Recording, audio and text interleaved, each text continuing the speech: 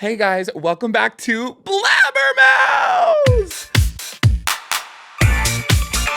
I am so excited to be joined by an incredible performer, a Grammy Award-winning artist, currently on the production of SIX on Broadway. So that means by proxy, I'm on Broadway as well.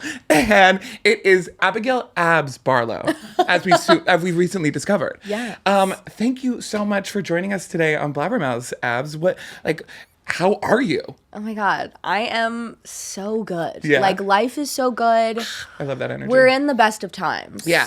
In my life, at least. I love that you clarify that. Like, maybe it's not the best of times elsewhere, but in your life, hell yeah. Yeah, we're doing the thing. I'm obsessed. And you're currently on SIX on Broadway. Mm-hmm. How long have you been in the production so far? This weekend was like I guess today really is like our 1 month anniversary of being on. So okay. And you haven't gotten annoyed or jaded by it. You're like, no, let's keep it going. Let's keep it going. no, oh my gosh, I love live theater because it's living and breathing and different every night. Yes, that's such a good point. I used to do a lot of theater in high school and college. Okay. I was not the best singer, so I won't pretend to be. Oh my God, but listen, we all have theater because it builds character. yes, it builds character. It's a community, and honestly, I think it makes you more interesting than the next person. Obviously, It just does. But that was always like my biggest thing. That like, oh, the reason I didn't get back into theater was because I would get too bored by it. But like, not obviously you wouldn't get bored by it, but like having to do the same show over and over again, like that can be tiresome. Yeah. Oh, it's like definitely an exhausting thing to do 8 shows a week. Like, Yeah. it's not kind to the body. Like, you're dancing. I literally never leave the stage in the show. Oh my God. So, but it's really great because if you don't do something perfectly or you mess something up, you always have tomorrow. Yes. And like you have tomorrow to like play and like try. If it didn't get a laugh this time, maybe if I try it differently, it will get a laugh. Yeah. So, and it's just like, it's kind of like science. It's like a big science experiment. It's a hypothesis. It really is. And like, also, I think what, like you were saying before, one of my favorite things about live theater, it's like you're feeding off of the energy of the audience. Sometimes they may not be great, but when it's like peak greatness of responses from them, it's like, that's a natural high. You don't need to drink or do drugs. That's the high that you need. Literally, Sabrina was like, I don't drink or smoke or do anything. And I'm like, I know why, because she's literally performing just arenas of screaming, adoring fans. Yes. Like, that is enough. That's a heroin hit. You know what I mean? No, literally. What does that mean? That tap it right into my veins. Right into my veins. Tap my veins and inject that right in it. I live for the applause. I do. Okay, I knew you were probably a little monster. So that feels good. Oh, yeah. Okay, so on here on Blabbermouths, we love pop culture. We can't stop shutting up about most anything. We're blabbing all the time. Love it. So I want to go through a fun foray of different topics that are happening right now or happened recently. And I want to know, does this matter to Abigail Barlow? Fierce. Are you in touch with it? Do you like, I'm over it. This is boring. Or are you like, let's dive in. Let's discuss, okay? I love it. Last night, the Oscars. Incredible. I think there were a lot of moments that I was just obsessed with. One of them being that Kpop won basically winning their first Oscar. And it was then also playing off the songwriter of it all with Gold. Like, what were your thoughts going through that moment? Okay, so I got out of my show at like Oh my God, you were 8:30 performing last night. Oh my God. And then we had a talk back afterwards. I did the stage show, or the stage door. Yep. And so when I got back to my little apartment, we like turned it on right when the golden performance was happening. So we tuned in at the perfect time. Perfect time. Yep. And then I got to see EJ and the whole team and one of my very close and partners and friends, Mark Son and Blick, who wrote the lyrics for Golden and all the songs. Wait, that's incredible. He won an Oscar last Which night. is insane. Which is absolutely insane. I'm like, there is no one that deserves it more than him. No. Like, he is just salt of the earth. That's incredible. And I love when good people win. Yes. So it was like the highlight of my night, and I cried. Yes. I cried many times last night for like all of the speeches. They were so beautiful. So well like thought out. what the Oscars did this year for culture really nailed it. Yeah. You know? No, I completely agree. And it felt like this year, like you said, a lot of good people won. That you felt like it was a triumph. Like, I had no relationship to the Oscars except watching it and had to work it for Betches. But like, it was a good feeling. Like, talk about feeling good and walking away for something that like, oh, sometimes can be boring or people get snubbed. It's just like the whole night, especially the first female cinematographer. Like, are you kidding me? That's history. That's history. Making history. Yes. Talk about feeling good from a moment like that, you know? I know. I was making chicken fingers and french fries in my kitchen and I was like, I love women. Is that your go-to meal after a show? It is. I mean, have to. You're burning probably thousands and thousands of calories. That's like also a feel-good meal. It is. After a 2-show day, it's all I want. Okay, so Sundays you're doing the matinee and then, but which is nice. You got out at 8:30ish or so. Like, what our Sunday shows? It's what, 2 p.m. usually or something, and then Yes. So like Saturday and Sunday are our 2-show days. Crazy 5-show weekend, which is amazing and also terrifying, and you know, yeah. we try to get as much sleep as we possibly can. Of course. But it is only like an 80-minute show. Yeah. Well, So- I was gonna say that I'm like, it is a nice quick show, but like you're still belting your ass off out there. It's an 80-minute workout. Yeah, every time you do it. That's a great way to. Okay, I like that 80-minute Yeah, workout. yep. And do you have days off though during the week, or is it like no? Just Tuesday. Yeah. So I like live in the Twilight Zone a little bit. do? I don't know what a weekend is. Yeah. Is this like a break for you right now? What's your call time? Yeah, so my call time is like usually half hour. Okay. Unless we have like something going on. We're doing like a press event. Right. Like in a couple weeks, I guess next week, we're performing at a Knicks game Wait, that's at really MSG, cool. which is insane. And I'm Okay. like, great. Sure. I love that. So I think one of our calls is a little earlier so we can have like a little bit of a music rehearsal before. Oh, smart. Okay, yeah. But most of the time, yeah, it's like, I guess 6:30. Okay. But I get there at like 4:30 was so gonna I say- can do glam Yeah. for 2 hours. You want to be prepped and ready. I'm prepped and ready. I'm an anxious person too, so I'm like I couldn't just use the 30-minute window. I need to make sure all my ducks are in a barrel or Yeah, in a row. in a whatever row. that's it. And whatever ducks in a barrel is that that's not it. It's my new saying. It's my new We're gonna saying. coin that. We're gonna coin that. Okay, amazing. Yeah. Sorry. See, this is where we go on tangents here, Abs. Like I'm like I here love we're- a rabbit hole. Yes. I love a wormhole, a tangent. Yes, Give it my to me.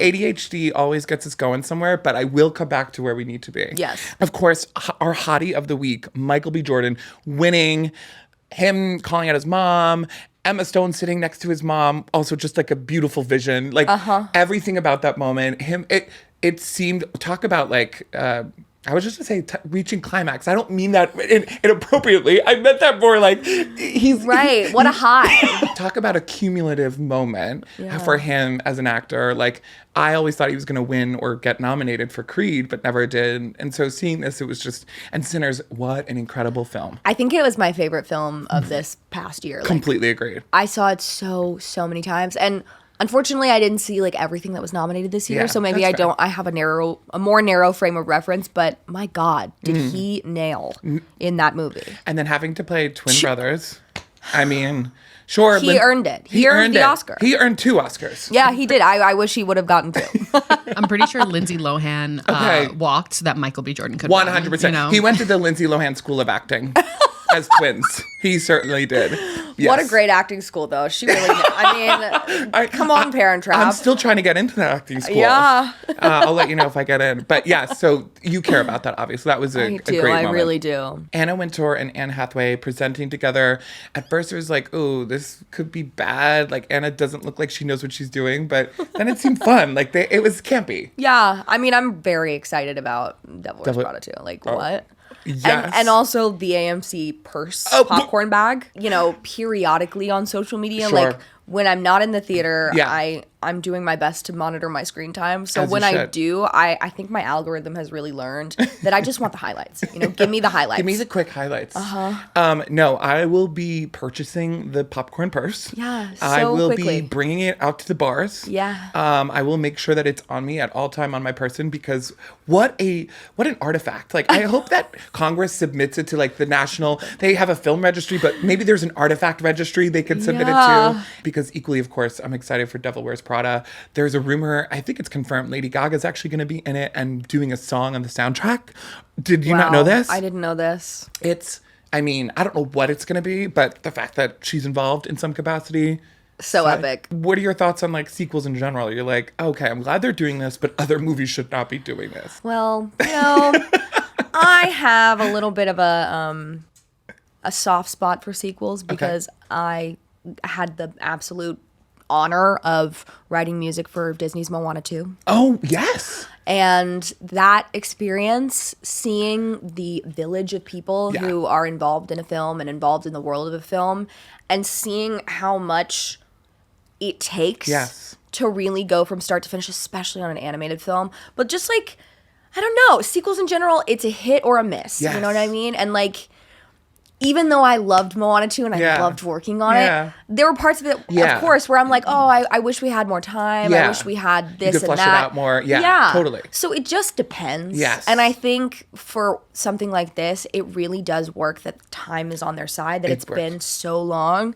It's the Hannah Montana anniversary effect. You know what I mean? My Like, God. It's girlhood for us. Yes. And getting to relive parts of our girlhood through sequels is a phenomenon that should be studied. That is a course I would take at the Lindsay Lohan School of Acting. And I would take, after this, we're going to write up a course little syllabus for that. Because that's hot. So true. The fact that, like, you know, especially for this film in particular, it's like they're acknowledging the time has elapsed. And I'm excited to see where those characters are, the nostalgia of it all, that, like, we grew up with this film in so many ways. So to your point, though, I agree. It's like, it is a hit or a miss.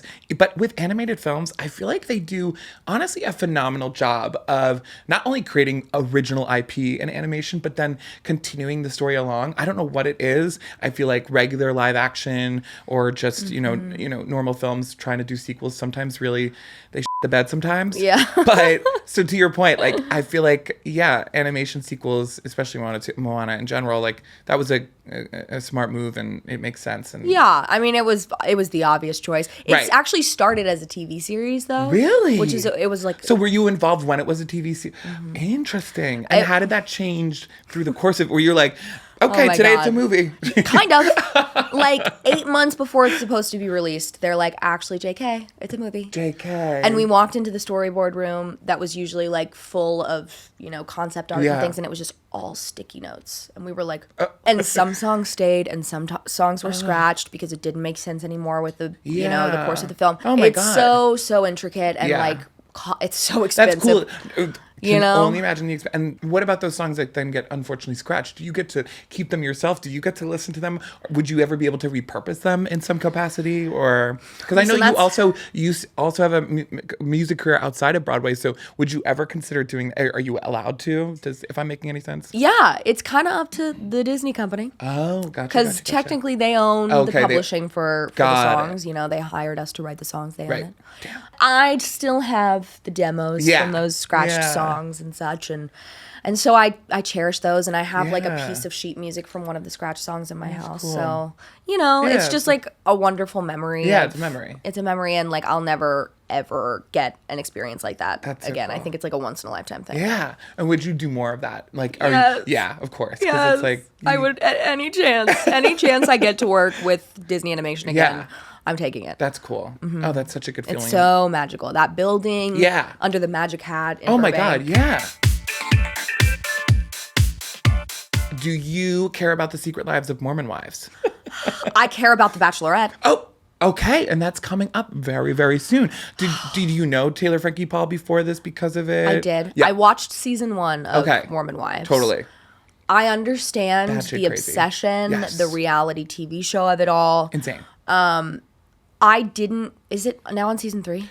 They actually just released season 4. I haven't even watched it yet. So no worries. So I'm a little behind. Yep, me too. But I did enjoy season 1. It was, and also like I grew up around, you know, Southern women, so I like get the idea of kind of a sorority. Yeah.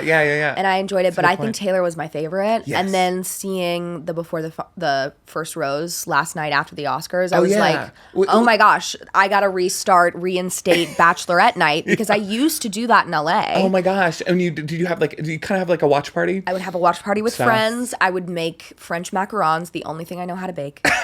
And we would, that's a really great baking skill talent to have. So good on you. Wine and macarons. Wine and macarons. And then we would watch it together, and it was just like so camaraderie and wonderful. I I'm love reinstating it after. As you should. After last night. You know, so funny. My parents watch Le Bachelor and Bachelorette. I'm like, you guys are they love reality TV too. So they kind of got me into like the Bravo of it all. And I don't know if they watch Secret Lives, but I'm sure they'll be watching this Bachelorette. Yeah. And they wouldn't have watch parties, but anytime that I was like living at home, they're like, well, we're watching the Bachelorette. Come on down. I'm like, guys, I wish I cared about this, but I'm like, call me when they make a gay bachelor or bachelorette. But then famously, my dad was like, William, I like that idea, but the problem is, how do you keep everyone from wanting to hook up with each other? I go, that's a really good point. But then that adds to the drama of the show. Yeah. There's like a cash prize if you don't hook up with other contestants. Like, that's how I think they should build it, that's right? a really, really that's good a good, idea. like, clause. But I fear I might have to watch this season because I am obsessed with Taylor Frankie Paul and the Mormon wives. Another thing about the Secret Lives of Mormon Wives that I want to ask you about, Whitney Levitt, one of the other women, she's now starring on Broadway in Chicago. And I haven't seen it yet, and I would like to see her. But what is your thought about that? Like, and there's, I feel like this new renaissance of like reality stars or people that really may not be musically or theatrically trained that are coming to Broadway. Like, does that rub you the wrong way? Or are you like, you know what, I'm all here for it? Like, what are your thoughts on that? I think it's a case-by-case basis, Fair. for sure. Yeah. In the case of Whitney, I know that she's an incredible dancer. Yeah. And I haven't seen Chicago yet, but, like, I'm sure she's absolutely nailing it. Yeah. You know, ultimately, theater in general and Broadway, I'll say it, and I don't know if it's an unpopular opinion, but it's a hot take. Give it to us. I love hot takes. I think that the original Broadway show is a lost art form. Yeah. I think there are lots of jukebox musicals that are very, very successful because everybody Awesome. already knows the songs. Yeah, sure. You know, and one thing I learned about writing a fun little theater project with my best friend in the pandemic was that people love to see the process. Yeah. And it is so classically a closed-door experience. And so I think that Broadway steps on its own feet in a way of like, they want original musicals, but they don't want to show the process. They want it to be so behind the scenes or like, you know? Like behind the curtain. And then open it up for a public that can't really afford $200 seats. No. You know what I mean? Like, 100%. how can we make theater more accessible and stop having to stunt cast things in order to sell tickets? I was just going to say, on top of all of that, it's like, it kind of coincides with that argument that it's the death of the movie star, or like there's no, like, every Hollywood part is like being recycled through the same actors and actresses, and there's less of an opportunity for new stars to break in. And same with theater and musicals, where it almost feels like, to your point, stunt casting or grabbing like, ooh, this person's name's going to sell it. And it takes away from people who have been professionally training and can do this and make an awesome show from it. Also, I know so many bright, talented young composers who are working on new works right now. Yeah. That gives me hope. Yeah. And yeah, I'm really excited to see like what this Broadway season brings. Like, I'm really excited about Lost Boys. Oh my gosh. I know that's gonna be great. We all love vampires. Yeah. I'm hopeful. Yes. I know that I like things that. need to change, and you know, there are lots of things in this world that need to change. Right Yeah. now. And to your point, and what we were just saying about the 22 episodes, like, clearly I think there's a yearning for that. There's a yearning for original work and realizing that this can work and an audience will come. So I think, like, I'm hopeful too for not letting this art form die in that way, and revitalizing it, because people clearly want it and yearn for it. But I do love the idea of Megan Thee Stallion being in Moulin Rouge before it closes. Like, I'm like obsessed with that too. That's epic. Right. Especially because it's closing soon. It's like, yeah, let's do something crazy. And a huge fan of her as a rapper. So I'm intrigued to see what she'll bring to the role. Yeah. And I think also social media, as much as I like to think of it as the toilet of the internet, and I work in social media, I feel like I'm eating up a lot of Broadway content on social media just as much, which, to your point, it makes me like, oh, I want to see the day in the life of these people. I want to know more about the process behind getting ready for a show or actually creating the show itself. Yeah. Do you feel that as well? Absolutely. Yeah. I think social media, it's a two-sided coin, just like depression and anxiety. You know what I mean? Yes. I like the that. good and the bad. Yeah. And I think one of the great things about it is the community that you can build, the community you can find. Yeah. The theater community, especially on TikTok, is very strong. And I really love that. I hope that it continues that way, and that, like, you know, I was talking to Dylan Mulvaney, who's also making her Broadway debut. Of course. And she said something like, you know, because when she was announced, of course it was faced with backlash because, you know, people are afraid of what they don't understand. Yeah. And she was like, you know, theater is supposed to be a space for everyone. Yeah. And it's why I found who I am. Yeah. And I hope that social media remembers that even though it's sort of like not actual tangible community space, it should still have the same it should still have that same warm welcome. I agree. To anyone who wants to be involved. Yeah. And like, I feel like knowing where your background is from and how you kind of started too with sharing your videos online and accessing that community in itself, that must also, you must obviously resonate even more with that, because that's kind of where you started to build your artistry, so to speak, if I may say so. Yeah.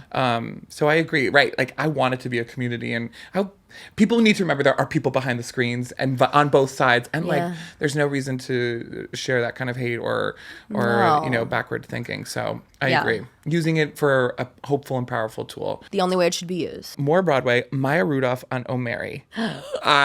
I have not been able to see Oh Mary, and I'm so mad at myself. Go see it while she's in it. I know. Literally, I'm like, I need to go see her.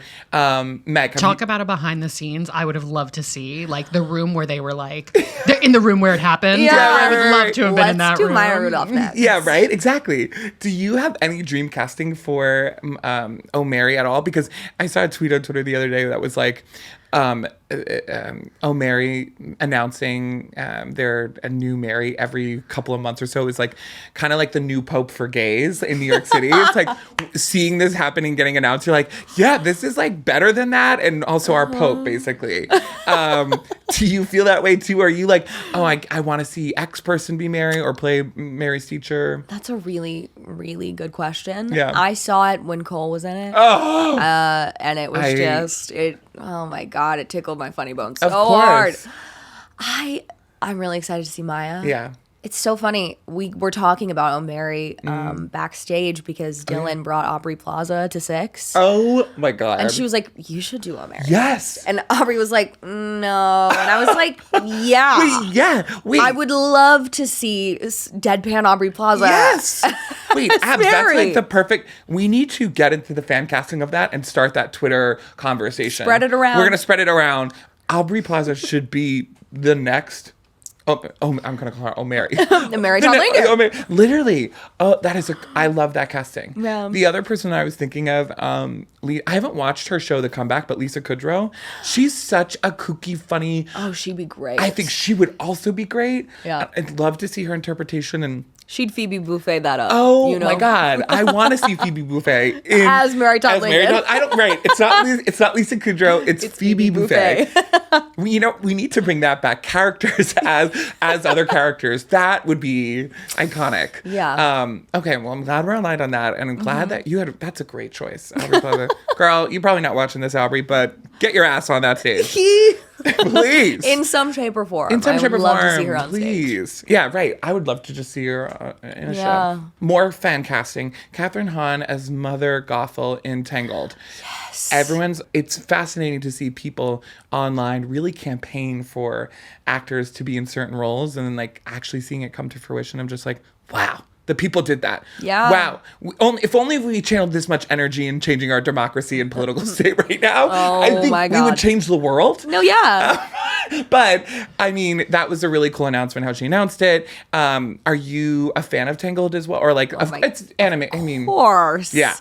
One of the best. Yes, of course. Yeah, I'm really excited for the live action. Yeah. I don't know. I have an affinity for the animated films. Sure. And like when it gets made into live action, I always kind of am skeptical because agree. Are you going to recapture the magic that once, changed a generation and also like we had in girlhood? Like, don't ruin this for me. Yes. Is always my plea. I like that. But I trust Milo Manheim. I trust that they found someone new that I had never heard of for Rapunzel. I'm like, okay. So this girl might have been the perfect person for the role. Agreed. Like this wasn't a stunt cast. No. Also, I think Milo's the perfect flip. I can't imagine the chemistry. And Catherine Hahn, I feel like also has just been like, she's obviously been around and had incredible roles, but she's more so, I think, in the zeitgeist than she's ever been as of late. And she's getting her due. She's like a comedic genius. And She's so good in the studio too. Right, the studio. And I'm a Marvel geek too, and I loved her in WandaVision, and then when she did her own spinoff with Agatha, it's just, I feel I'm so impressed by her comedic timing and her comedic genius, and how it can also really translate into dramatic roles, into, so many of the things that she's doing. So I agree. Wow. We're agreed. I like that. Our one brain cell bopping back and forth. This is more of a little bit random one, but also kind of a reboot sequel. Malcolm in the Middle on Hulu. Did you ever watch that as a kid? Yeah. I watched it sparingly, but it's okay if you don't care about it. Frankie Muniz. I think it came on around the time where I was like a kid up watching Nick at Night, and I was kind of like channel surfing. So I definitely have seen it. You were never... It was funny. Yeah. It was definitely funny. I'd be really excited to see what they're going to do. Is Malcolm now a dad? Malcolm's now a dad, and he has cut contact with his family. His family's crazy. Obviously, we know. But I know, talk about reboots of shows. I'm like, okay, again, I'm treading lightly. Yeah. We'll see.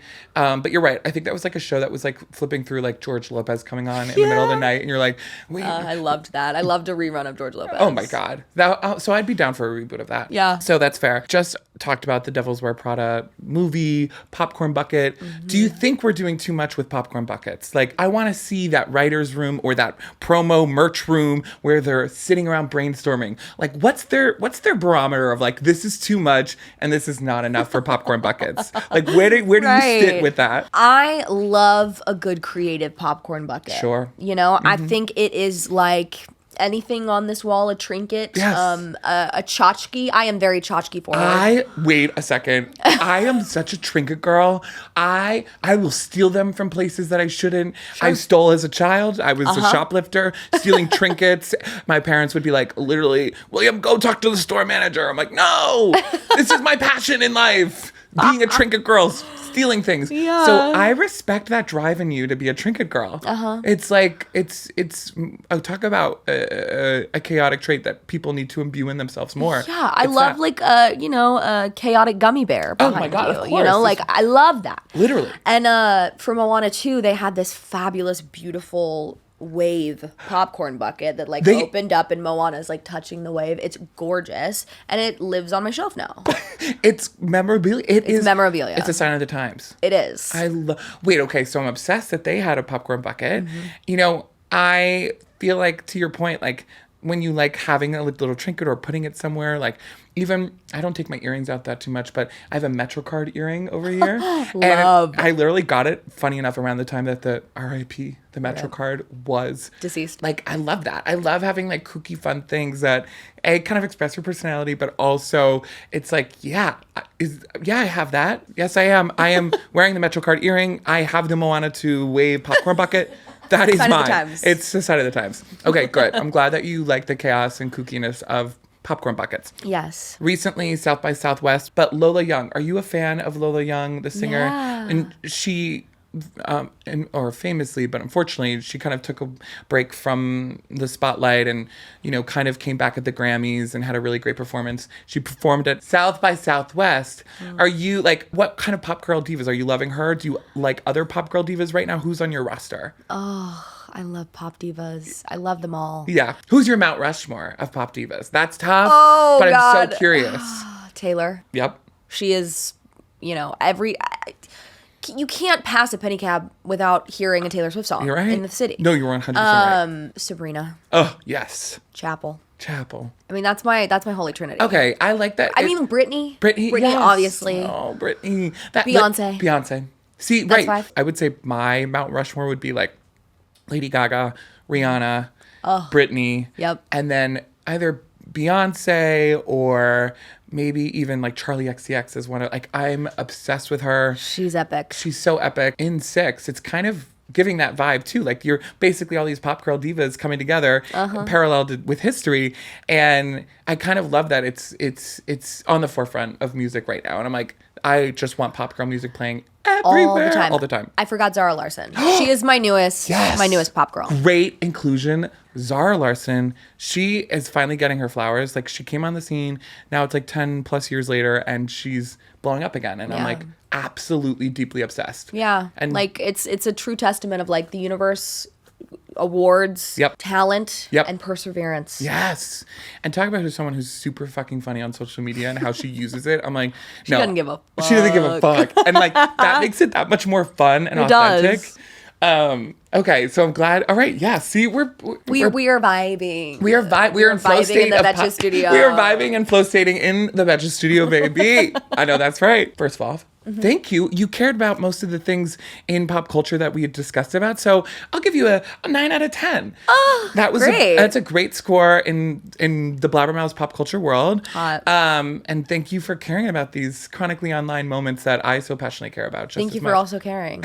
You know, right? Sharing is caring. Sharing is caring, and babe. Caring is sharing. That is the truth. Get that on a t-shirt with Dump Him. We also like to talk about random things that are trending on Twitter, on Instagram. And normally it's like usually like a phrase or like an actual trend. But it's actually right now for this segment, it's a pop girly. And I don't know if you've heard of her.